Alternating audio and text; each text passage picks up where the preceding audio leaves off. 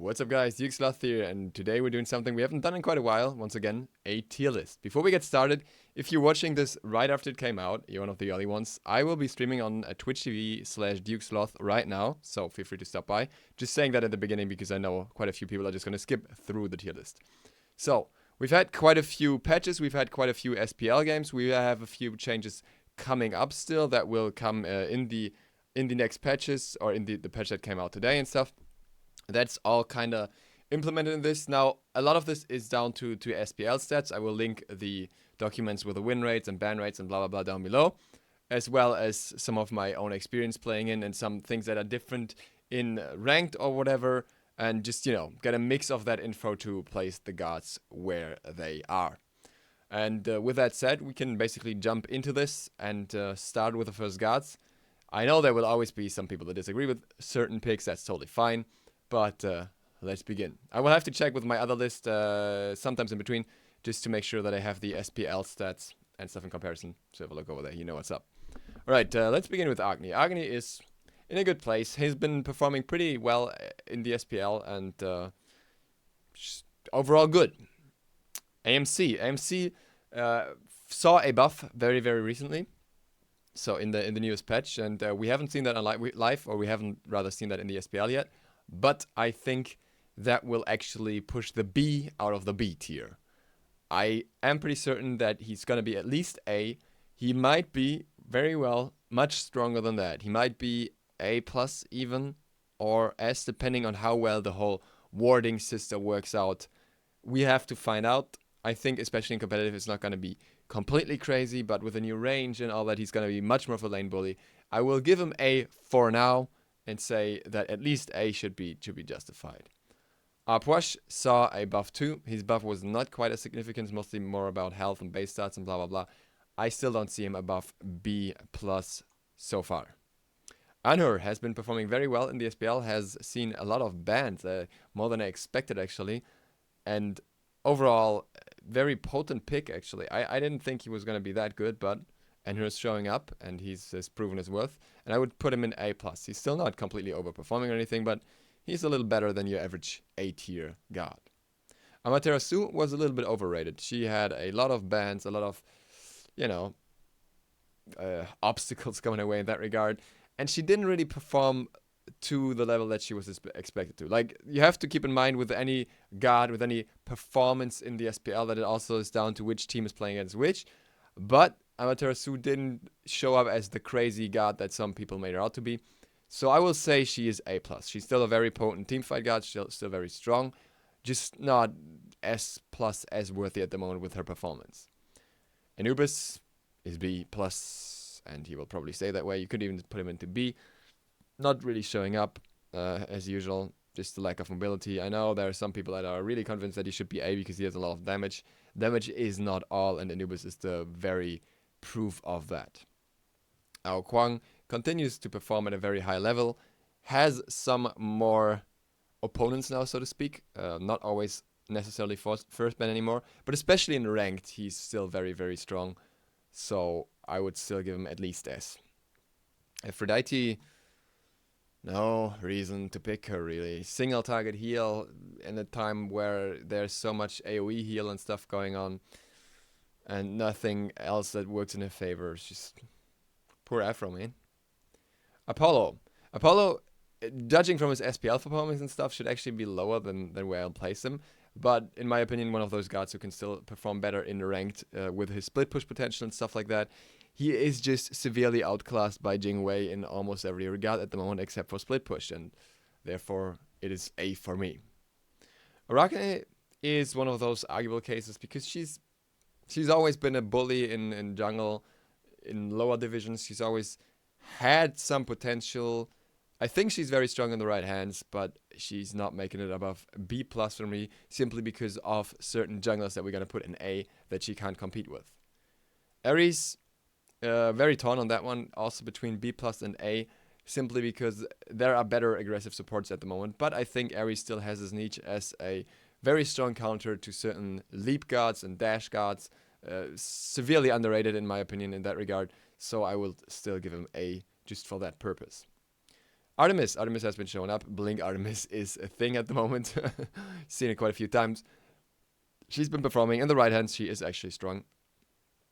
Not much more to say, really. She's A. She's not crazy by any means, and she's still shut down by ganks and stuff, but not more than anyone else, really. Athena has been showing up in a very interesting way. She has seen a lot of bans the last games of the fall split, and I would place her higher than ever before. The interesting thing is, usually you would think Athena is support, right? But Athena is currently highly valued as a jungle.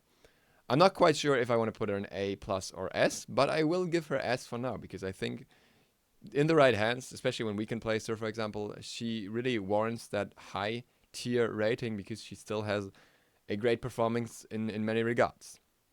Willish, adapting showed up on her. So most others didn't really, but A. It's where she'd always be.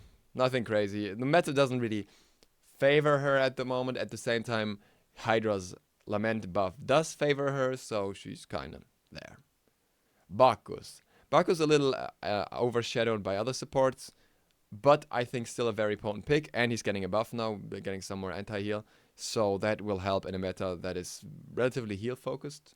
So yeah, A+. Bakasura. It's going downhill for the man. With this patch, Callie sees a buff. Callie and Bakasura, while fulfilling different purposes, still have that similarity in terms of basic attack assassins, and they hardly ever coexist in the same place in the meta, and that's exactly what's happening. Bakasura is down here, and Callie is going up. Bastet, DJ Pernicus has shown brilliantly what you can do with Bastet in the right hands. She also has a very potent split push potential in ranked, and all that kind of stuff. So A+ for now. Might drop down to A again if she gets countered better, but for now she's really good. Bellona.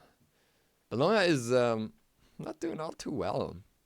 The problem with Bellona mostly is in the fact that there are others.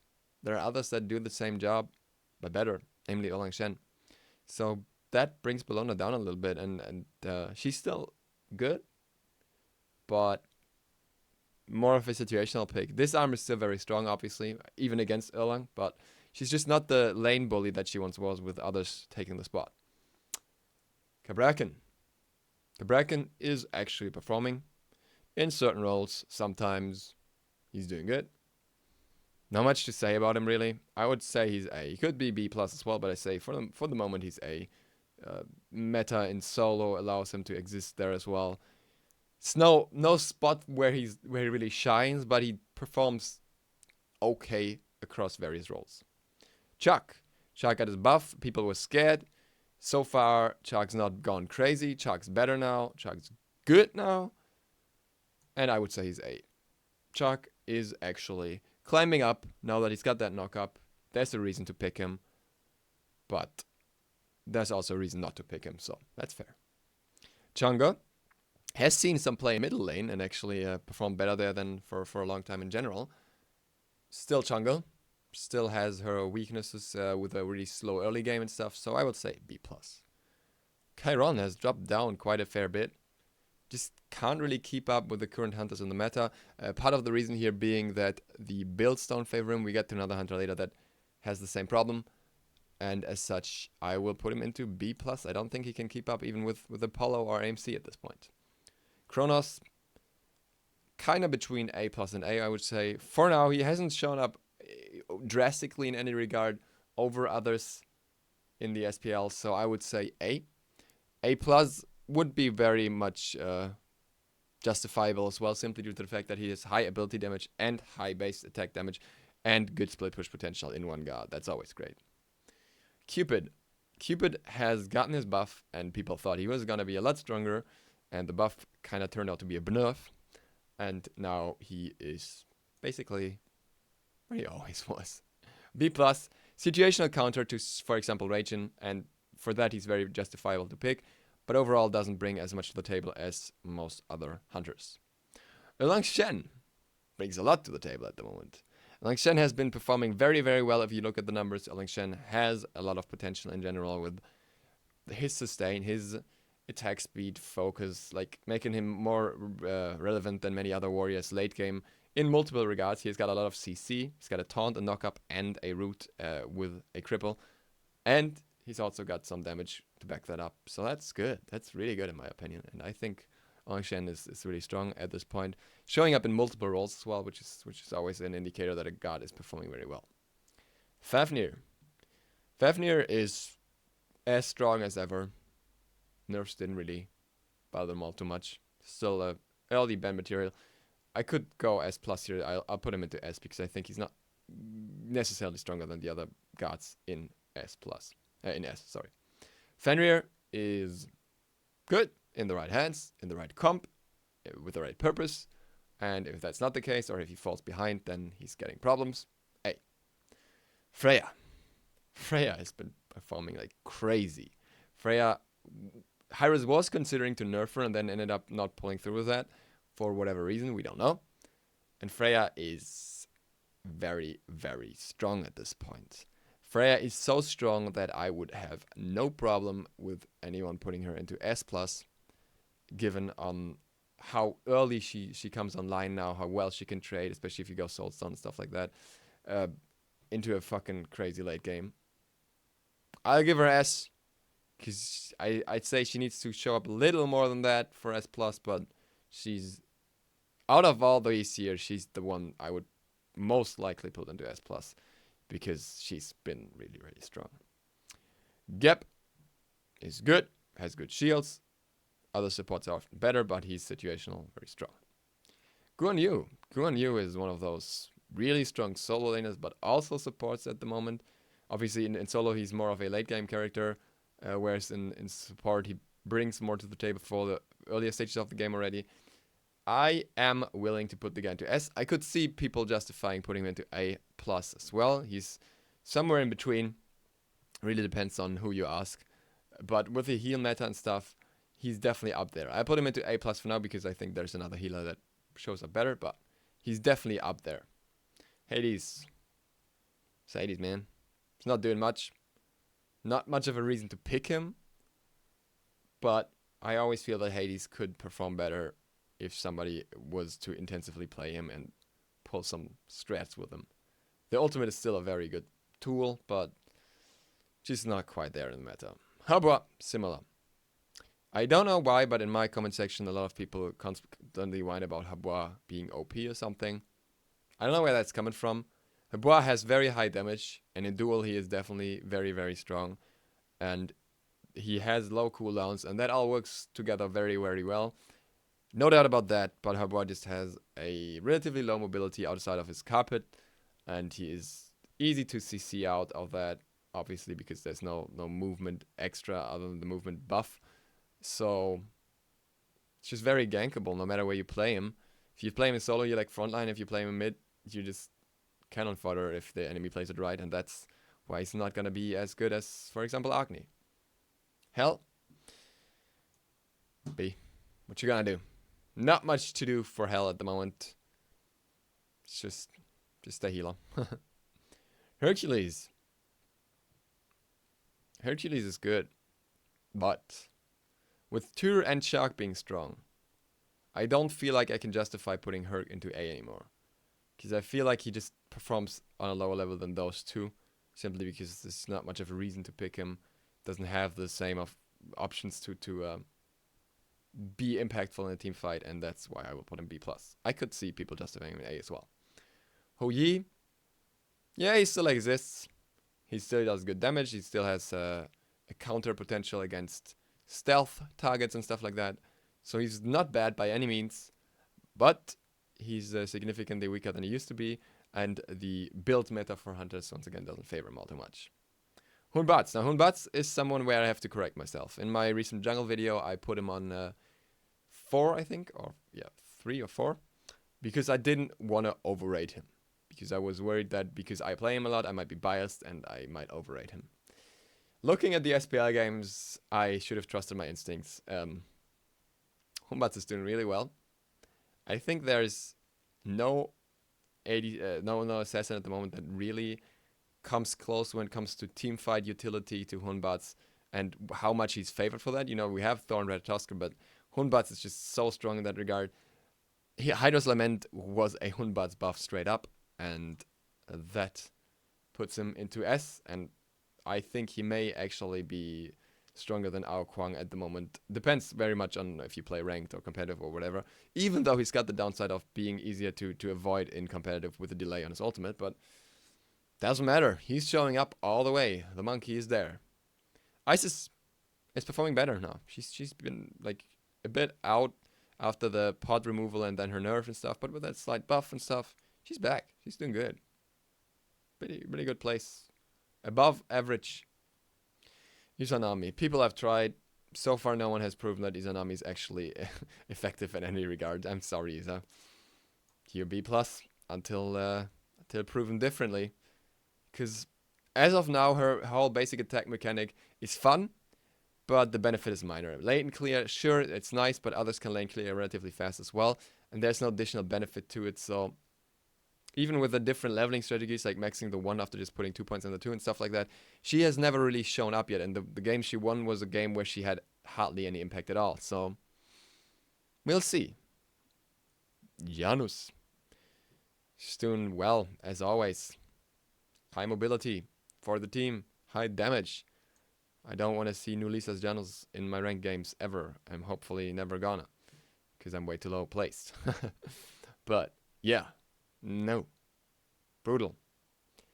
So as such, as she had such a good performance, or as the god has such a good performance overall as well, in A+, we end up. Jingwei, the wonder child, the unexpected one. S. She's been performing really well.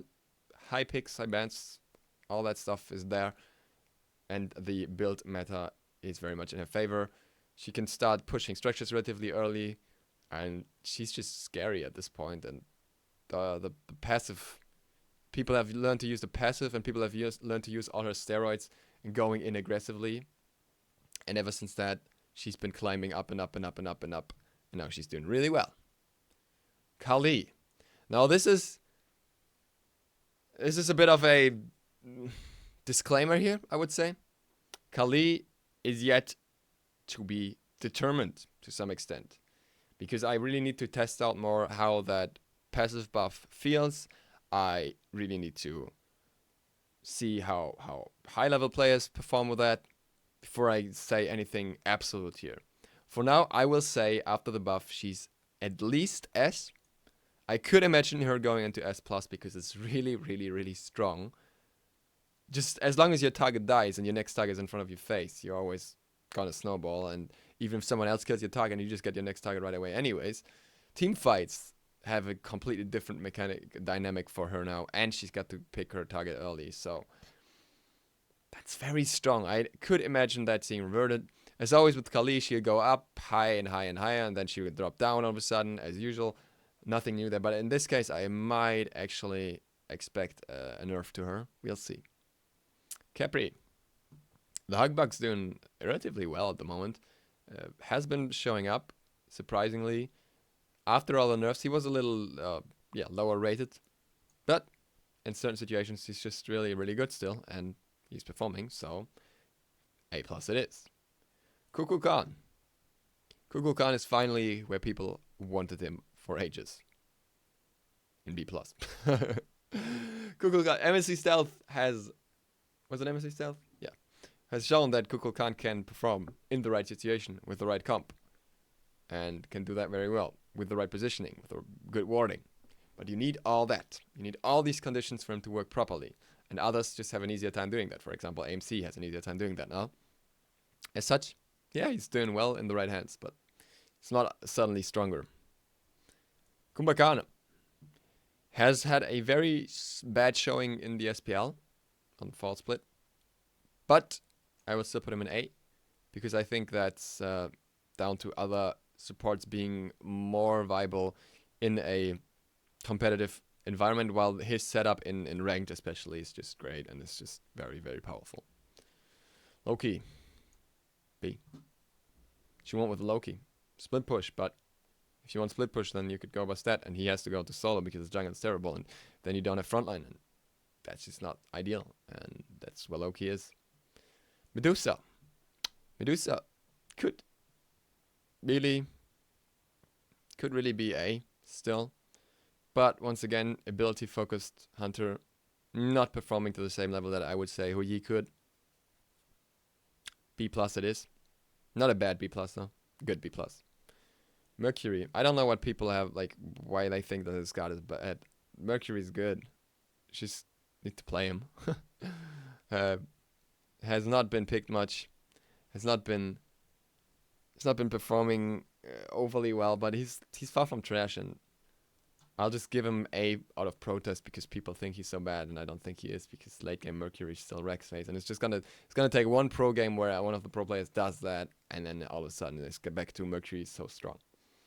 Neith is just there. May actually not be an A, may actually be plus at the moment, but it's just debatable. I don't think she's completely fallen off. Less so than, for example, Medusa. Still has that global ultimate, which will always give her some kind of presence, and that's good. Nemesis. Nerfs didn't completely trash her, but made her more situational, and that's what we're seeing her in A. For the first time in a long time. Nemesis may be very, very balanced. Good counter pick, good situational pick, good with attack cancelling. Just need to do it. Nadja. Same boat. If he falls behind, he has a problem. That's always the thing with Nadja. If he falls behind, he's got a rough one because he has to engage. And if he engages, he just gets shut down. But he is overall in a good place. Nox. Mostly stealth has shown what Nox can do. So, Nox I'm a bit more torn than with Kumbhakarna actually. Because I think she can actually show up. She has got the escapes and stuff as well. She has got the potential to survive. And I think that we can actually put her in A. Nox is not even bad. You just need to play her right. Nuwa, same thing here. Hasn't shown up much, but you get the idea. Odin. A little more complex here. Odin himself doesn't really do much. Realistically, you have that early aggression, but where you're going to play him. Jungle Odin has proven over and over that doesn't really work all too well. Solo Odin is also kind of a, yeah, you can do that, but you can do better. So, even as an early aggressor, he's not in the best spot. But at the same time, his cage is just so strong. Odin's just picked for the cage, and with very strong healers with low mobility at the moment, like Isis or Ra, who we're getting to, there is just always a reason to pick him, and as such he's A, and not higher than that despite of having a higher ban rate. He's just a situational ban all the time. Osiris. Osiris has been very, very weak. He's been underperforming by stats. At the same time, I still don't think he's bad with his ultimate and stuff. Like, he's just not, maybe didn't have the luckiest matchups. I will give him A, but I would see why people would put him into B plus as well. I just think he's still really strong. He's just kind of has to prove himself against Erlang Shen, who's fulfilling a similar purpose in many regards and does that better. Poseidon, actually decent, actually good damage. Lack of escapes is a problem, but he can show up. He can show up better than many of the other lower placed mages. Ra, who would have thought? Ra and S. Long time no see. Ra has not been changed really, but he's been performing really, really well. And healing, out of combat healing especially, is just so potent at the moment. And Ra provides that to a very drastic extent. And with many other healers like Guan often being banned and stuff, you have to keep an eye out for Ra, because Ra will ruin your day. He will heal the whole team very effectively. He's making more benefit of the extra healing items. And he also has some very strong damage on top of that if you give him the right setup. Ra is just really, really good. Ragin, on the other hand, is actually, for once, very balanced. He has had really bad stats in the fall split now. He's not trash, but with his damage numbers being lower, the escape is still bullshit, but it doesn't matter all too much when he himself is not enough of a threat anymore. Could even be B+. I know I would piss a bunch of people off if I did that, so we're gonna put him into A. Ram. Ram actually was supposed to be the new scary ADC after this buff, the Prodigy. But the numbers speak against him. He is good, no doubt about that, but he is not crazy good. And he is not a Jingwei. Radask. Still S, in my opinion.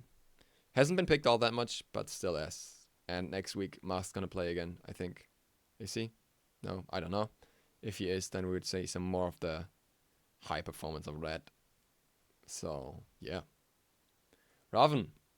Still a good lane bully, still strong. Still reasons we picked. Not that great late game. A+. Scylla. Scylla's back. And that's one of the reasons why Raijin dropped down, by the way. With Scylla being stronger. Less of a reason to pick Raijin. Scylla did not completely show up number-wise yet. So, I have a feeling we might see more of her. I will put her into A+ for now. I could easily imagine her going into S again. Just very strong. Serket. A. Problem is not much of a reason to pick her over, for example, Honbats. Except for the anti-heal, but that's just really situational. She's good. She's there. She's not crazy strong at this point. We've got some new faces in the jungle like Athena that just, I don't know, kind of take over a job. Skadi, B+. Good split pusher and nice and ranked, but doesn't really show in competitive. Sobek, A. More of a solo laner now. Not a bully in solo, more of a just being there, having that anti-heal later on. That's kind of great, so good overall. Sol, I would say A. Could also be A+. Didn't have any like exceptional performance. It's good damage, good structure push. That's it. Sun Wukong, A. Good bully, good soul lane, good potential. Nothing crazy.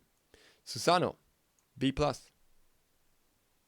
Your boy Susanoo does not have a reason to be picked. He's not terrible. He's not trash. But the delay on his one is pointless. His 3-swing damage split makes him a lot weaker. And his ultimate lockup gone, which I think is very justifiable, also makes him weaker. He's got hit a little too hard in my opinion. And so we're not seeing him picked anymore. Sylvanas, it's good. It's actually in a good place. Yeah, he can be shut down if he falls behind, but doesn't matter all too much. Can still show up. Terra, on the other hand, is the better version of Sylvanas. Terra is actually ultra strong still, even in spite of being changed and stuff. Terra is probably the only one I will be putting in S+. Could also be put into S, but with her ban rate and her win rate and stuff like that, she has just been out of this world. Athena, yeah. B+ or B. Drop it into B. Doesn't really matter. Not doing much. Not much of a reason to pick him when they're Thor or something like that. It's just it.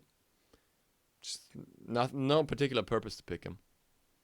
Thor, always performing, always there. A+. Could also be S along with the others. But I feel like with Hunbats and Thor kind of share a little bit of popularity in terms of what they do. Both attack cancelling guards, both AoE ultimates, and at the moment I think that Hunbats does that a little better and Red does it a little better. But the difference between the three is so marginal. You could easily put him into S as well. Tyr, doing good, being strong. Could also be A+. That's all there is to it. Ullr, actually not doing too good. I would give him A for now, because I still think his buffs and stuff made him more potent. But once again, build meta doesn't favor him. Transcendence just delays your build, and it's problematic for him because no one else basically has to build it anymore. There he is. Tamana, it's good. Has actually seen a relatively high ban rate in certain games and stuff. So, but that may have been flavor bans.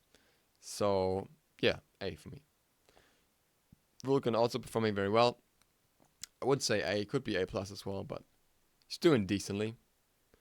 And now we need to scroll down because we're not getting the rest otherwise. Need to check back if that looks alright here. Yep. Shibalanke, a little bit weaker than the average ADC. He could make use of the new build, but also not the best at it. Got some mana issues and stuff. So.